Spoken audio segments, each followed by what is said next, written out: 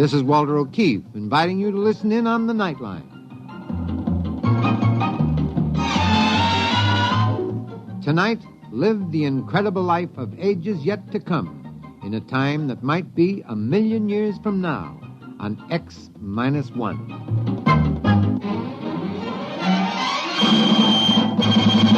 Now, an incredible story of the world beyond. Countdown for blast-off. X-5, 4, 3, 2, X-1, fire.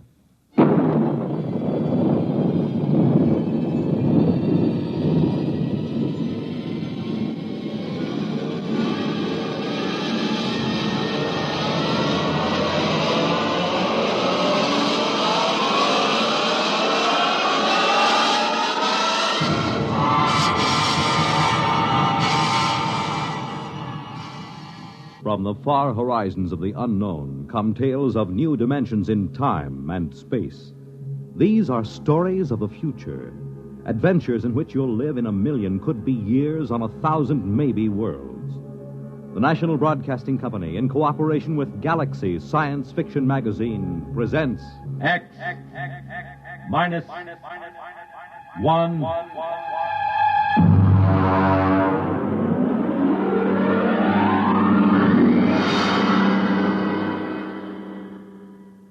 Tonight, Early Model by Robert Sheckley. But first, hear this. When you swing and sway to a Latin beat, life is lovely, life is sweet. You make it Pabst, 'cause Pabst makes it perfect. Yes, Pabst makes it perfect. Just as we always have ever since 1844. So next time, you make it Pabst, because Pabst makes it perfect. America's Blue Ribbon beer from the Pabst Brewing Company, Milwaukee, Wisconsin. Yes, Pabst makes it perfect.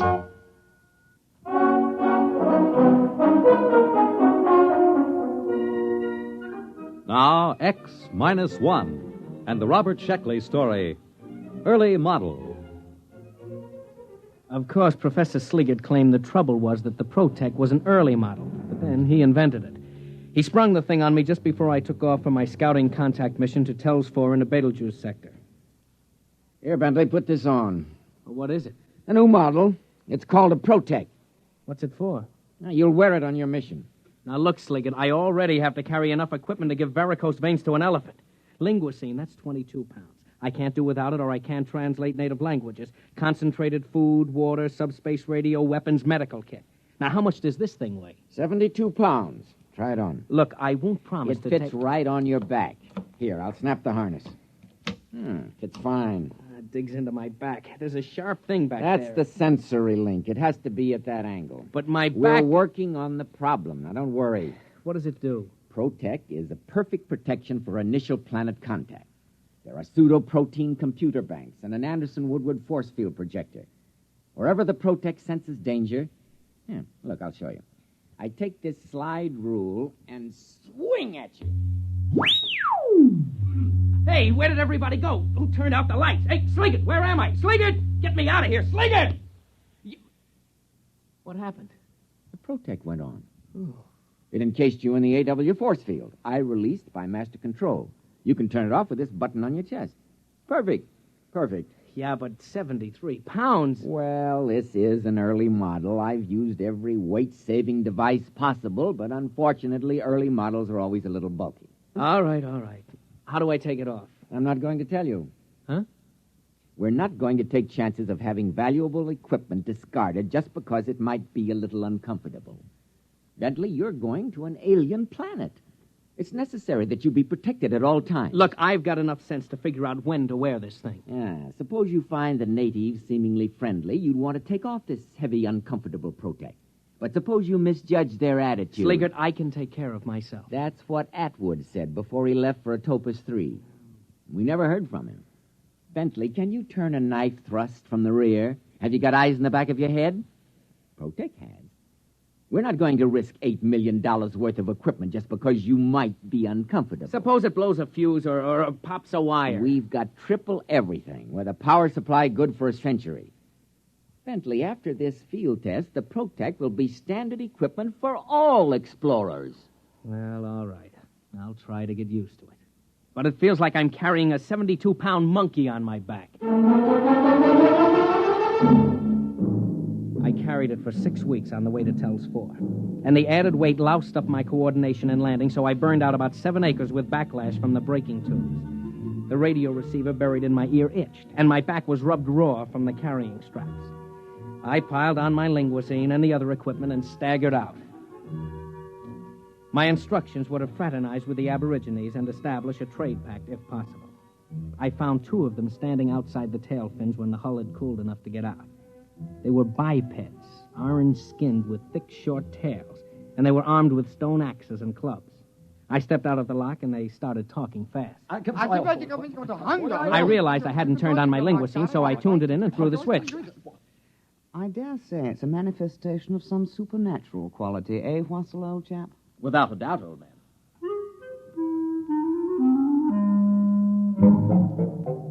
You know how the linguisine works, instantaneous semantic translation. Well, mine was made by the Gorley Laboratories just outside London, and naturally they had the word tapes recorded by BBC announcers. It takes a little getting used to when you hear some walking vegetable from the Canopus system talking like the Home Service. Well, the Tellians were pretty excited by my arrival. How strange. Unbelievable. Most improper, you know. I suppose it can talk. I come as a friend. A friend. Well? It does talk. Dreadful accent. But what can you expect, eh? Foreigners, you know. You know, old boy, I definitely sense an evil. Oh, now, come. We're both ghost doctors. Surely if there was an evil, we'd both sense it. Well, let's ask, shall we? Let's. I say, are you evil? Me? Why, yes. You see, we're the village ghost doctors. It's our job to ferret out evil, so to speak. It's our cup of fugle, so to speak. Are you evil? Oh, no. No. He says he's not evil. Well, how do you know? Well, if he doesn't, who does? My dear fellow, appearances aren't everything. Surely you recall the legend of Hatape, the gods tempted the chief... Please, my dear chap, I'm as well aware of religious precedent as you are.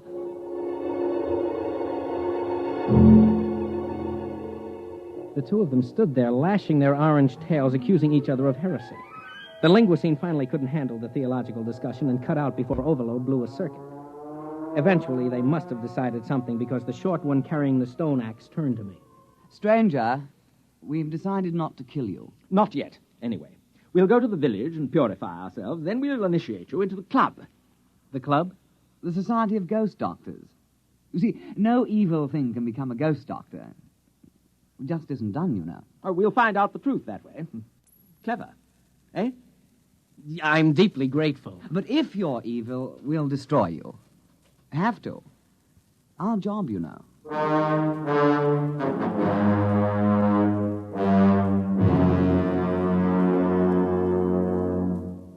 You are listening to Early Model, tonight's attraction on X-1. For the big things in your life, be ready with United States savings bonds. That's the new savings bond with the higher interest rate. The improved Series E savings bonds that now mature faster to pay you back extra dollars faster. Yes, when you think of saving, think of savings bonds. They offer you the safe, easy way to save regularly. Safe because each bond is backed by the United States government itself. Easy because you can buy bonds either where you bank or through the payroll savings plan where you work. And you get back $4 at maturity for every 3 invested, so you earn extra dollars. But the big news is that the maturity period is shortened to only 8 years and 11 months. So join the bond wagon. Start a family savings program. Invest in improved Series E bonds today and hold the bonds you already own.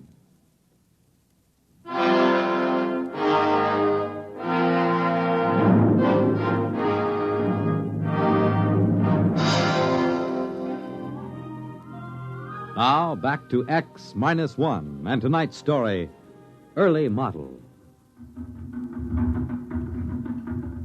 Sliggert. Calling Professor Sliggert at home base. Come in. Go ahead, Bentley. Report.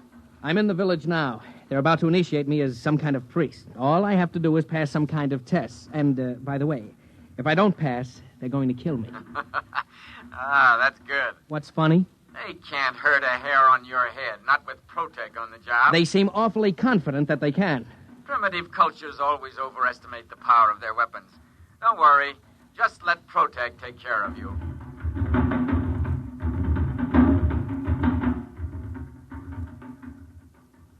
Go ahead, old boy. It's purified ceremonial food. But I can't. Why not?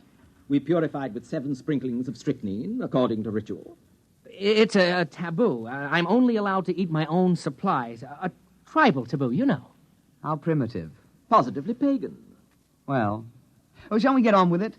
We'll dispense with the written exam and get right down to the oral. Tell me, what do you think of evil? Well, it isn't good. Ah. Well put.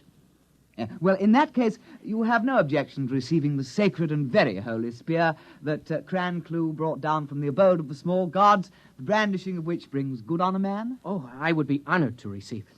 Very well, then. The ceremony can commence. O stranger from the skies, accept from us this spear of sanctity. Evil cannot abide the presence of this spear. Take then our blessings with it. Here, here, O stranger, take the spear! What? Oh, that confounded Protec. Where's that release button? Sliggert, come in. Oh, he's probably out to lunch. Gotta get that force field off. There. Listen, I'm terribly sorry, Begin but the purification dirge. We are in the presence of evil spirits. Oh, no, I can explain. You cannot accept the sacred spear. Well, you see, I've got this protective device. It's sort of like a shield, you know? It doesn't like spears. It doesn't trust them. You couldn't give me a sacred gourd? Nonsense. Who ever heard of a sacred gourd? Poppycock. Look, you'll just have to take my word for it. I'm not evil, really. Scout's honor. Our course is clear. Transparent. We won't kill you at once. We'll pray for you through the night. And perhaps in the morning, things will turn out better. If not... Sorry, old boy, but you understand our position. We'll just have to kill you. Can't be helped. Regulations, you know.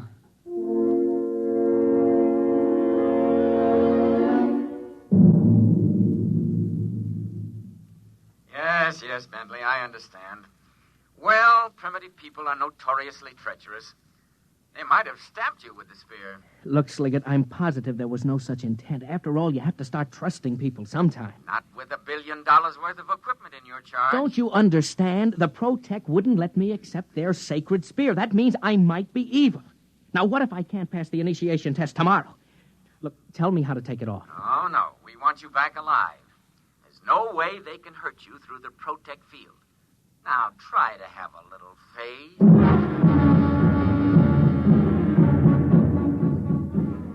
The campfires burned all night, and I could hear the chants of the ghost doctors. At least 3 or 4 times during that night, the Protec force field howled on and off, but I was too tired to care. In the morning, the 2 Tellians came to see me and stood switching their fat orange tails politely, while the linguicine translated for me. There were great sounds from your hut last night, sounds of torment, as if you were wrestling with the devil, so to speak. I'm a restless sleeper. Yes, of course. Quite. By the way, old thing, did you pray for purification last night? Oh, yes, I did. And was your prayer granted? Yes, sure, certainly. Not a bit of evil around me. Well, if you can't be initiated, we'll have to destroy you. We made that clear, didn't we? Oh, yes, quite clear.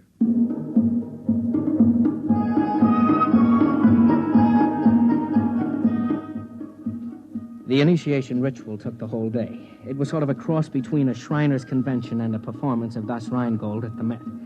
Luckily, no one tried to hand me a ceremonial spear or point a club in my direction, so the Protec kept its grimy force field to itself. Finally, around supper time, the Tellians pounded the last tail on the ground, and everyone stopped and paid close attention. Oh, brothers, this alien has come across the vast emptiness to be our brother. With this initiation, we purge him of evil and make him one of us. Brother, now you are a ghost doctor with all the privileges and perquisites pertaining thereto. And in friendship, I extend to you the claw, of friendship. Well, thanks. We have only to shake claws, and the ceremony is concluded. All right, brother. Give me some skin. Slip me 7. No, listen, turn it off. He just wants to shake hands. You're spoiling everything. Off. Now, where's that button? Off! Evil. Well, there it is, you know. We hoped we could muddle through, but you can't win them all, you know. There's only one thing left. Kill the devil!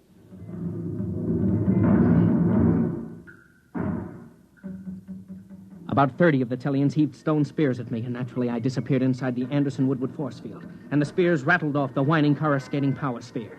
I tried to walk back to the ship, but the Protect went on about every half step, and at that rate it would take me about a month to cover the ground. I figured I'd wait him out. And then I noticed that the air inside the field began to go stale. I came out of the field. The Tellians were sitting around. Rennick picked up a spear. Evil. Wait! Hold off! Fins! Fair play! Fair play? I say, Rennick, he's due a 3-minute sanctuary under the sacred law of Hissipple. You really think so? We invoked fair play. True.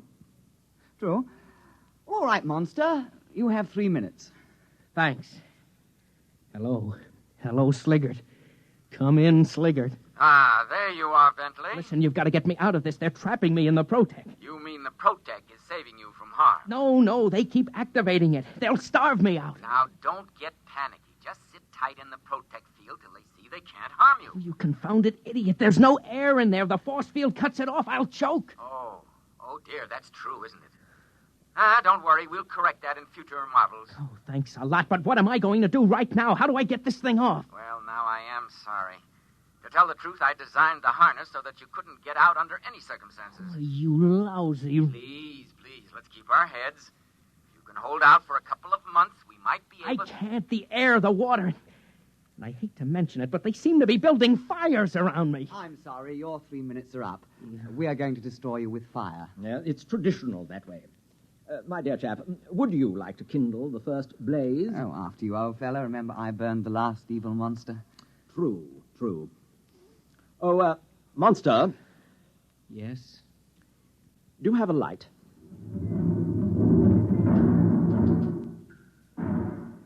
I knew I was cooked, one way or the other. They started to light fires around me in a circle, and the Protect snapped on. I had to get out. Of course, when I did, the Tellians would cheerfully spear me to death. But at least I had a chance of running.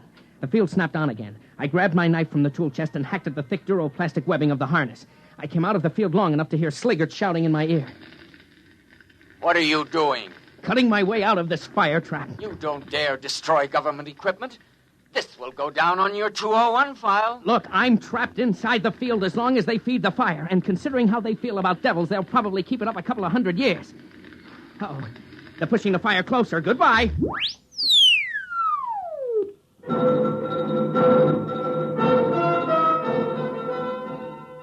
I tore at the straps with my wire cutters and knife. I could only work when the field was off. The Protect protected itself. Finally, I ripped the harness off just as the field went on, and I was thrown 20 feet into the fire. But I landed on my feet and was off and running.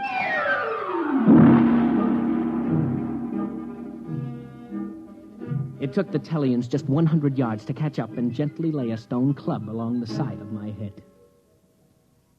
Oh, well, let's get it over with. You're going to kill me. Let's not make a production out of it. Oh, but my dear fellow, we don't want to kill you. Dear me, no. We knew you were a good man. It was the devil we wanted. I don't mean to be tactless, but you do know you had a devil riding on your back. We tried to purify him, but he was too strong. The fire took the starch out of him, though. The devil? Devil on my back? Oh, yeah, I guess so, yes. You know, our village is very proud to have such a powerful devil chained up inside a fire ring. Tell me, my dear chap, you haven't by any chance any more devils like that in your homeland? No, that's the only one. Pity. Huh? We'd really be tickled orange if we could have a few more to worship, you know. You mean trade for them? Why, yes. I'm sure every village would want one. Well, I think that can be arranged, and you haven't seen anything. We'll sell you devils that really are devils. After all, this one is just an early model.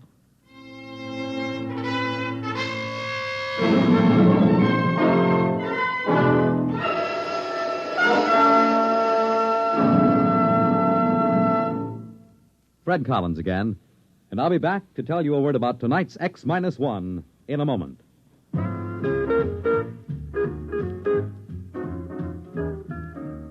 Bob Barker. Yes, Ralph? Bob, I just want to say that I heard you emceeing the Truth or Consequences program on NBC Radio, and I thought you were great, boy. Well, that's Real quite a compliment. great. I mean it. Coming from none other than Ralph Edwards, the creator of and original Truth or Consequences MC. You really like the show, Ralph? Oh, I'll say I did. It was wonderful hearing it on radio again. Sounded better than ever. Well, no one should know better than you, Ralph. But really, we just can't miss. Our contestants are wonderful. Yes, The I stunts know. are out of this world. Mm-hmm. Surprise family reunions, the gigantic whisper contest. Yes. A dream world of jackpot prizes, especially for NBC radio listeners. Really? And not just once a week, Ralph, but every weekday morning. No That's kidding. right. Monday through Friday. Can you beat it? I'm going to right now, Bob. So long, folks.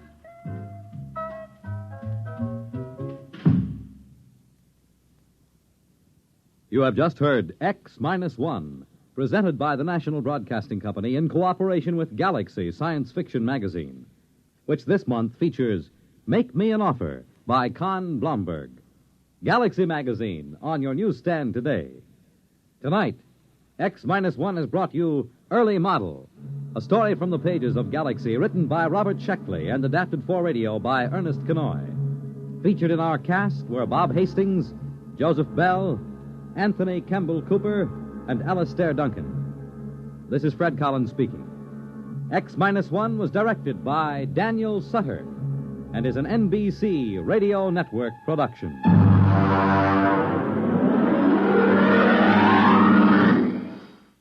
There's excitement in the air at night, and Nightline brings it to you. Hear Nightline with Walter O'Keefe. Next on most of these NBC stations.